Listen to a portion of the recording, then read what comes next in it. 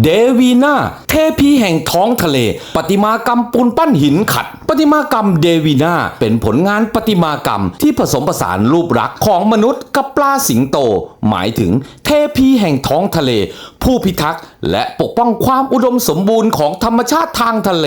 รูปปั้นที่พลิ้วไหว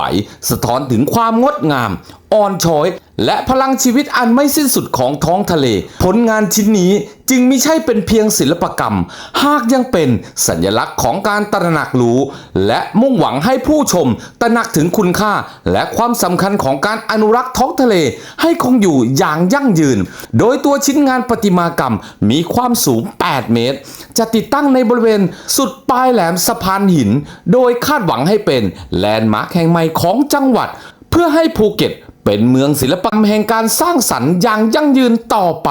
เทพีเดวีนาพิกัดสะพานหินภูเก็ต Okay, let's go.